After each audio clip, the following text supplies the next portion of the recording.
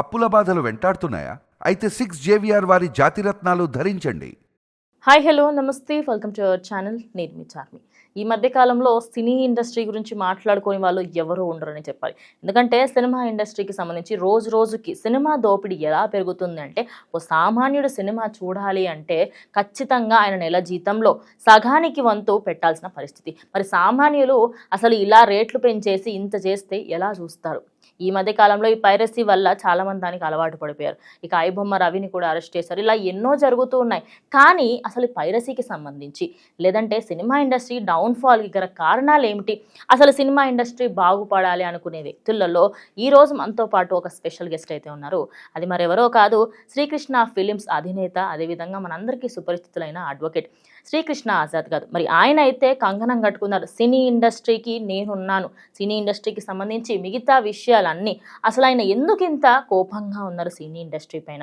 అసలు దానికి గల కారణాలు ఏమిటి? మరి ఆయన ఎందుకు ముందుకు వచ్చారు? ఏదో పోరాటంగా కూడా కూర్చున్నారు. మరి దానికి సంగతి ఏంటనేది కనుక్కుందాం. ఈరోజు మనతో పాటు మాట్లాడేందుకు ఆయన ఉన్నారు. నమస్తే సార్. నమస్తే అమ్మా. సార్, సినీ ఇండస్ట్రీ అసలు ఫస్ట్ మనం పైరసీ గురించి మాట్లాడుకుందాం. పైరసీ అనేది అలవాటైంది అని చెప్పేసి అందరం అంటున్నాం, కానీ అలవాటు చేసింది ఎవరు? అలవాటు చేసేలా చేసుకుంది ఎవరు? మన సినీ ఇండస్ట్రీ. నిజానికి ఒక సినిమాకి వెళ్ళాలి అంటే నన్ను ఎగ్జాంపుల్గా తీసుకుంటాను సార్. 500 రూపాయలు టికెట్ సార్. మా అమ్మ నాన్న నేను ఓ తమ్ముడు ఉంటే సహజ కుటుంబంలో నార్మల్ 4 ఉంటాం. 2000 సార్. అవునండి. సామాన్యులకు 20,000 30,000 జీతాలు. 2000 వాడు ఒక సినిమాకి పెడితే ఇంకా అసలు వాళ్ళ జీవితంలో ఒక డే టు డే లైఫ్లో ఇంకా మిగతా ఖర్చులు ఎట్లా అంటే, మరి దాని గురించి మీరు ఏమంటారు రెమ్యూనరేషన్ విషయంలో? ఖచ్చితంగా అండి. నేను ఫస్ట్ కాంచి కూడా వ్యతిరేకిస్తూ ఉన్నాం.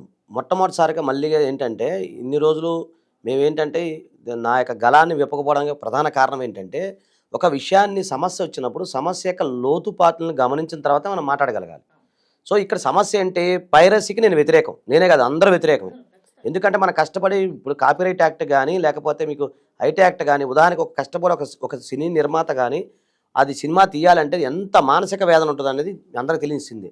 ఇదేనే కాదు, ఏ విషయమైనా సరే. సో ఇలాగ ఇప్పుడు ఒక బుక్ రాశాడు అనుకోండి, ఒక రచయిత బుక్ రాశాడు, ఆ బుక్ని కాపీరైట్ చేసి ఎంత బాధపడతాడు ఆయన. ఎంత అంటే మేధో హక్కుల ఉల్లంఘన అవన్నీ. సో ఇక్కడ ఇది నేను ఎప్పుడు కూడా పైరసీకి వ్యతిరేకమే, ఈ రోజు కూడా నేను వ్యతిరేకిస్తూనే ఉన్నాను, అందులో మొహమాటం లేదు. కాకపోతే ఇక్కడ సమస్య ఏంటి? పైరసీ ఎందుకు వచ్చింది, అలాగే పైరసీకి గల కారణాలు ఏంటి? చాలామంది ఇప్పుడు మీరు అన్నట్టు ఈ ఐబొమ్మ కానీ ఏదో వచ్చిన ఈ మధ్య బొప్పం అని రకరకాలు ఉన్నాయి పేర్లు.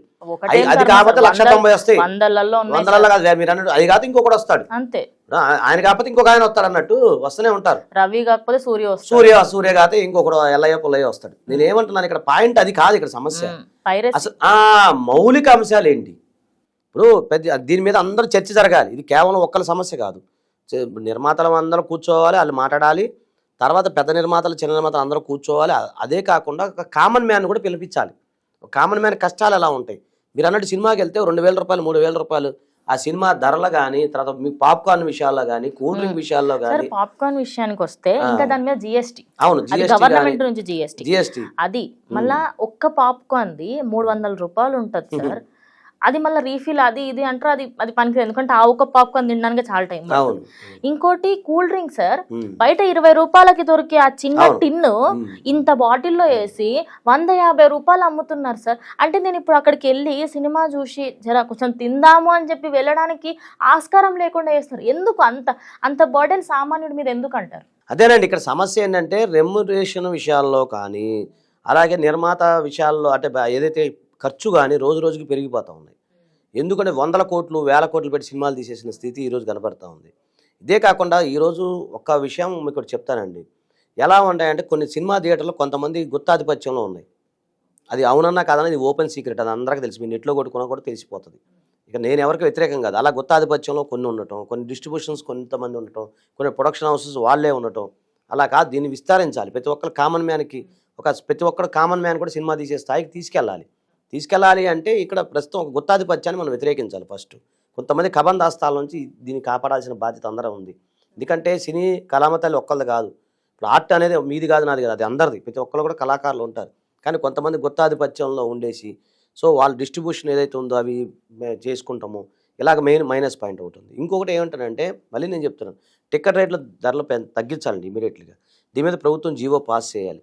మీరు అన్నట్టు సామాన్యుడు నడ్డి విరిచే విధంగా, మీరు అన్నట్టు ఈ పాప్కార్న్ కానీ తిండి విషయాల్లో కానీ వాటిల్లో కానీ ఒక కామన్గా జనరల్ ఏరియాలో ఉండేటట్టు. ఇప్పుడు ఉదాహరణకి మీకు ఒకటి చెప్తాను. రైల్వే స్టేషన్లో ఎంఆర్పి కంటే ₹1 కూడా అమ్మడానికి లేదు. అవును.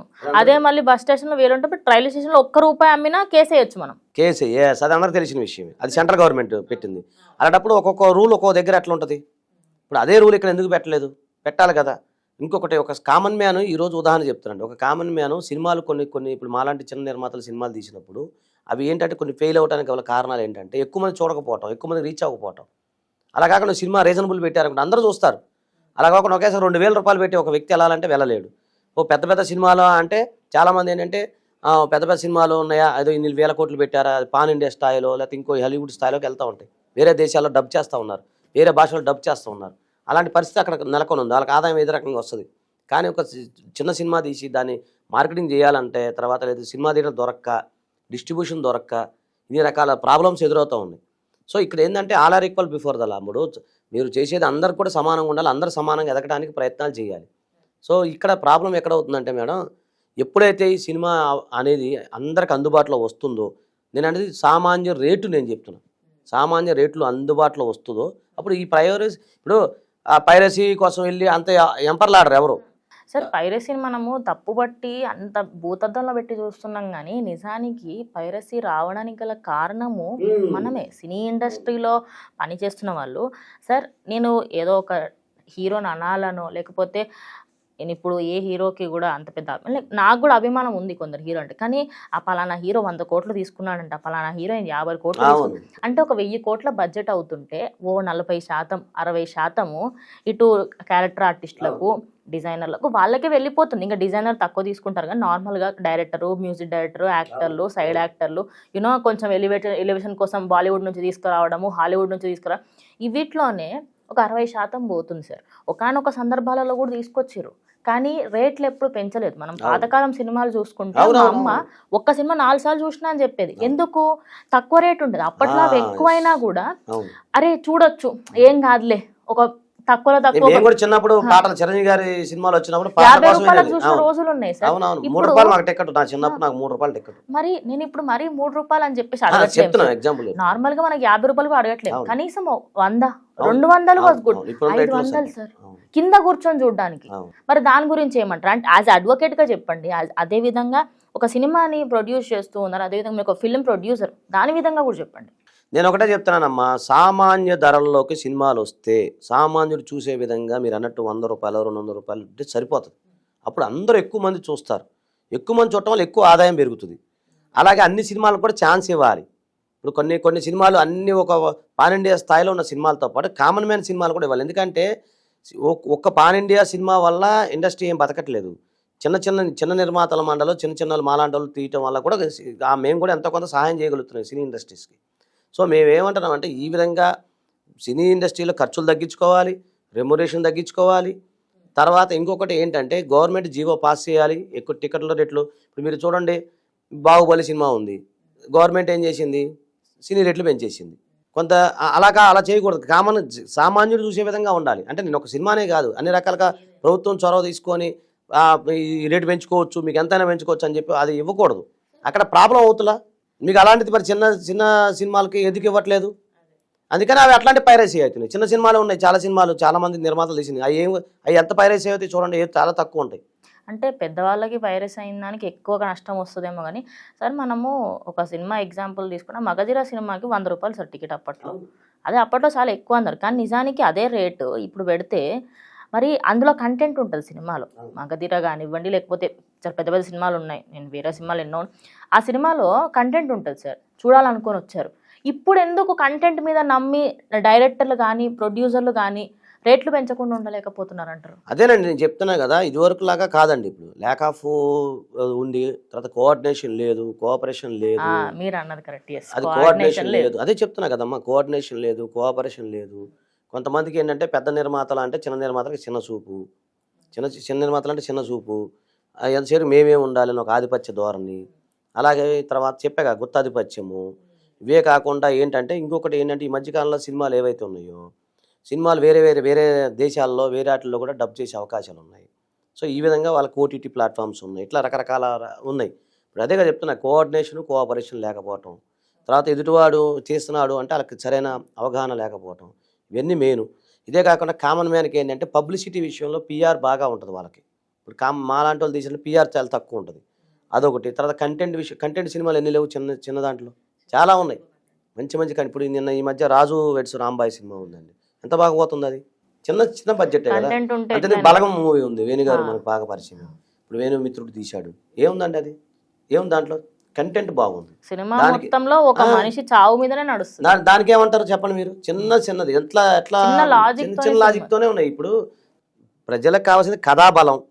ఇప్పుడు అక్కడ సినిమా మూవీలో మైండ్ సెట్ ఎట్లా ఉంటుంది అంటే, సినిమాలో ఒక సంఘటన జరుగుతున్నప్పుడు అది మన ఇంట్లో జరిగినట్టే ఉండాలి. అది మనకి మనకి టచ్ ఉండాలి. ఎక్కడో ఇది టచ్ అయింది, ఎక్కడో మా నాన్న చనిపోయినప్పుడు ఎక్కడ విన్నట్టుంది, మా నాన్న చనిపోయాడు లేదా మా తాత చనిపోయినప్పుడు ఆయన ఫీలింగ్ ఎట్లుంది, ఇట్లా ఏదో కనెక్ట్ అయినప్పుడు ఆటోమేటిక్గా ఎవరు దాన్ని పబ్లిసిటీ చేయాల్సిన అవసరం లేదు. మీకు ఒకటి చెప్తాను, టైటానిక్ మూవీ వచ్చినప్పుడు ఎవరు చూడలేదు దాన్ని. అలా చాలా సినిమాలు ఉన్నాయి, ఫస్ట్ ఒక రోజు 2 రోజులు డేలా ఉన్నాయి, తర్వాత జమ్మ లేచి ఉన్నాయి. బిచ్చగాడి సినిమా ఉంది, టైటిల్ చాలా మంది పోలేరు అప్పట్లో, అవి ఏముందిలే అనుకున్నారు. తర్వాత ఎట్లా లేచిందండి, కాంతారా మూవీ ఉంది, దాన్ని ఎవరు పట్టించుకున్నారు, చిన్న మూవీ, అది కూడా చిన్న మూవీ కదా. ఇప్పుడు మన నరసింహ ఉంది, నరసింహస్వామికి సంబంధించింది, అదే చాలా చిన్న మూవీ అనుకున్నారు, ఎట్లా అయింది, ఆస్కర్స్ వరకు వెళ్ళి. మరి ఒకటే చెప్తానండి, ప్రజలు ప్రేక్షకులు దేవుళ్ళు. పూర్వం చాలా మంది మహానుభావులు అందరూ సినీ హీరోలు అందరూ ఒకటే అనేవాళ్ళు, ప్రేక్షక దేవుళ్ళకి వందనాలు అనేవాళ్ళు. ఇప్పుడు అది లేదు. ప్రేక్షకులు అంటే ఏదో చూస్తున్నారు, మనకు ఆదాయ వనరులు మాత్రమే చూస్తున్నారు. ప్రేక్షకులు అంటే ఆదాయ వనరులు అనేది చూస్తున్నారు. కాబట్టి ప్రేక్షకులు ఆదాయ వనరులు కాదు, వాళ్ళు దేవుళ్ళు. సో వాళ్ళు ఎప్పుడైతే మనం దైవత్వంగా చూసుకుంటాం, ఆటోమేటిక్గా ఖచ్చితంగా బ్లెస్సింగ్స్ వస్తాయి మనకి. అది నేను ఏమంటున్నానంటే, దీని మీద కూడా నేను ప్రస్థానం స్టార్ట్ చేద్దామని చూస్తున్నాను. ఇప్పుడు ఏదైనా రేట్లు తగ్గించాలని కామన్ మ్యాన్కి టికెట్లు అందుబాటులో దానిలో రావాలని చెప్పేసి నేను కూడా ఉద్యమం స్టార్ట్ చేద్దామని అనుకుంటున్నాం. మనం టీవీ ద్వారా కూడా ప్లాన్ చేస్తున్నాం. రేపటి నుండి సంతకాల సేకరణ ఉంటుంది. అవసరమైతే మన ఛానల్ ద్వారా కూడా ముందుకెళ్తానికి మేము ప్రయత్నాలు చేస్తూ ఉన్నాం. సో సార్, ఇప్పుడు మనకి ఈ బెనిఫిట్ షోలు, నిజానికి నేను బెనిఫిట్ షోలకు వ్యతిరేకం కాదు, బెనిఫిట్ షో ప్రైజులకు వ్యతిరేకం. అవునండి. ఎందుకంటున్నా అంటే సార్, మొన్న ఎవరో ₹1,00,000 పెట్టుకున్నారంట సార్ వేరే దేశంలో. ఒకసారి ఇంకొకటి 5,000 టికెట్ ఉండే సార్, బయట బ్లాక్లో అమ్ముతున్నాడు. మేము అప్పుడు బయటకు అక్కడికి పబ్లిక్ బయట కోసం అలా వెళ్తున్నప్పుడు సార్ 2,000, 10,000, 50,000 సార్. హైదరాబాద్ సిటీ నడుమల బ్లాక్లో అమ్ముతున్నారు, అదేవిధంగా జనాలు కొంటున్నారు కూడా. అభిమానాన్ని మీరు అవసరంగా తీసుకొని సొమ్ము చేసుకుంటున్నారు. అది ఒక రోజు కొనగలుగుతాడు అతను, ₹1,00,000 కొనలేడుగా. కాదు సార్, రేపు ఎల్లుండి చూసినా అదే సినిమా. అంటే మూడో రోజు సినిమాలో ఏం మార్పులు చేర్పులు చేయరు కదా. నాకు అర్థం కాని విషయం ఏంటంటే, ఫ్యాన్స్ చూడండి, నేను కాదనట్లేదు, కానీ ఇప్పుడు అది నిర్మాతగా మీరు చెప్పండి సార్, పెద్ద పెద్ద సినిమాలకు అంతంత పెడుతున్నారు కదా, అవసరమా? ఆ బెనిఫిట్ షోలు ఎందుకు? ఇప్పుడు నేను ఒకటే చెప్తాను మేడం, ఇప్పుడు అలాంటి వెర్రి అభిమానానికి నేను వ్యతిరేకమే, నేను కాదని అనట్లేదు. నేను చెప్పేది ఏంటంటే, ఒక సామాన్య కుటుంబీకుడు, మీరు అన్నట్టు ఇందాక మంచి మాట అన్న స్టార్టింగ్లో, ఒక సామాన్యుడి కుటుంబీకుడు తన యొక్క ఫ్యామిలీతో వెళ్ళి సినిమా చూడాలి. సో నా పోరాటం అదే, నేను అదే అంటే చెప్తున్నా. ఒక సినిమా అనేది సామాన్యుడికి ఎలా రావాలంటే, అతను ప్రశాంతంగా, ఇప్పుడు సండే వచ్చింది వాళ్ళ శనివారం, సరదాగా వెళ్ళి చూసుకొని సరదాగా వచ్చేటట్టు ఉండాలి. నేను మామూలుగా వెర్రి అభిమానులు తర్వాత పాలాభిషేకం చేస్తే, ఒక తమిళనాడులో ఒక హీరో పాలాభిషేకం చేయొద్దని చెప్పాడు. అలా పిచ్చి వెర్రి విధానం నేను ఎప్పుడు వ్యతిరేకించను, 100% వ్యతిరేకిస్తాను దాన్ని. ఈ కామన్ మ్యాన్ ఎవరైతే ఉన్నారో, ఒక ఫ్యామిలీ వెళ్ళి సరదాగా వెళ్ళి చూసుకొని సినిమా చూసుకొని ఎంటర్టైన్మెంట్ చూసుకొని అతనుకున్న మైండ్ రిలాక్సేషన్ కోసం ఆ సామాన్యుడికి రావాలి, సినిమా అందుబాటులో రావాలి, అతనికి ఎంటర్టైన్మెంట్ కావాలనే ఉద్దేశంతోనే. అంటే ఎక్కడ మార్పులు చేర్పులు జరగాలని అదేనండి. రెండు ప్రభుత్వం దీని మీద యాక్షన్ తీసుకొని, లేదా ఒక కమిటీ ఏర్పాటు చేయాలి, అసలు ఎంత టికెట్లు ఉండాలి ఏంటి అనేది ముందు ఏర్పాటు చేయాలి. అలాగే ప్రభుత్వం వారు ఏం చేయాలి అంటే, ఇష్టం వచ్చిన రేట్లు పెంచుకోమని చెప్పేసి ఎవరికి చెప్పకూడదు, ఆ సందర్భాన్ని బట్టి చూసుకోవాలి. తర్వాత రెమ్యునరేషన్ విషయంలో అందరూ ముందుకు రావాలి. దీని మీద ఒక పెద్ద చర్చ జరిగితేనే దీనికి అవకాశానికి. అంటే సార్, ఇప్పుడు నేను ఎగ్జాంపుల్, పెద్ద పెద్ద హీరోలు ఉన్నారు, మన ప్రభాస్ కానివ్వండి, ఎన్టీఆర్ గారు కానివ్వండి, అల్లు అర్జున్ గారు, పవన్ కళ్యాణ్, రామ్ చరణ్, వీళ్ళందరూ ఉన్నారు హై రెమ్యూనరేషన్ కేటగిరీ. అంటే వీళ్ళందరికీ ఒక ఫిక్స్డ్, అంటే మీరు దీనికన్నా మించి తీసుకోవద్దు అన్నట్టు ఏమైనా పెట్టాలనుకుంటున్నారా? అంటే మేమే అది కాదు, దానికి అంత పెద్దలు ఉంటారు. గవర్నమెంట్ సైడ్ నుంచి గవర్నమెంట్ సైడ్ అలా ఉండదండి. ఇప్పుడు వాళ్ళ పాన్ ఇండియా స్టార్స్ వాళ్ళు, దానికి మన రాష్ట్రానికి ఒక్కరికే సంబంధం కాదు కదండి, అక్కడే ప్రాబ్లం. పాన్ ఇండియా స్టార్స్ వాళ్ళు, దానికి మనమేమి ఉండదు కదా. సో ఆ రెమ్యూనరేషన్ లోనే వాళ్ళే తగ్గాలి తప్పించి, అంతే కదా. ఎలా ఉంటదండి, వాళ్ళ ఖర్చులు వాళ్ళకే ఉంటాయి కదండి. తగ్గలేకపోతున్నారు. ఆ వర్డ్ మళ్ళీ సామాన్యుడు. భారతదేశంలో ఆదాయం సంపాదించుకునే విషయంలో లిమిటేషన్ ఏం లేదు. ఎవరి వ్యక్తిగత అభిప్రాయం, ఎవరి ఆదాయం వాళ్ళు సంపాదించుకోవచ్చు. దానికి ఇంతనే కాదు, ఏంటంటే తగ్గించుకోవటంలో భాగంగా కొంచెం తగ్గించుకోవడానికి వాళ్ళు అందరూ ప్రయత్నం చేయాలి. ఇది ఒక్కళ్ళది కాదు, పెద్దలు ఉన్నారు, చాలా పెద్దలు ఉన్నారు, వాళ్ళు తీసుకోవాలి నిర్ణయాలు. మాలాంటి చిన్న వాళ్ళు చెప్తాం అంతే. ఇన్ కేస్ ఇది అయితే బెటర్మెంట్ ఉంటదని అనుకుంటున్నాను. 100% ఉంటుంది కదండి. ఇప్పుడు ఖర్చులు తగ్గితే ఆటోమేటిక్ గా కామన్ మ్యాన్ కి అందుబాటులో వస్తుంది కదా. కంపల్సరీ కామన్ మ్యాన్ కి అందుబాటులో రావాలి. ఖచ్చితంగా పోరాటం చేయాలి. మా మనోజ్ గారు, మా సార్ కార్తీక్ సార్, మా అందరూ ఉన్నారు, వీళ్ళందరూ సపోర్ట్ ఇస్తే ఖచ్చితంగా నేను ముందుకెళ్తాను అందరి సందర్భంలో తెలియజేస్తాను. Thank you sir, thank you so much. So చూసారు కదా, సినీ ఇండస్ట్రీకి సంబంధించి రోజు రోజుకి పెరుగుతున్న ధరలు, సామాన్యుడు అమ్మో నేను సినిమా చూడను, నాకు అమెజాన్లో మళ్ళీ నెట్ఫ్లిక్స్లో వచ్చినప్పుడే చూస్తాను అనే స్టేజ్కి దిగజారిపోయారు. మరి నిజంగానే మార్పులు చేర్పులు రావాలని మీరు కోరుకుంటున్నారా? మీ అభిప్రాయం ఏంటి? తప్పకుండా కామెంట్ బాక్స్లో తెలియజేయండి. ఇది వాళ్ళ వీడియో, ఇంకో వీడియోతో మళ్ళీ కలుస్తాం.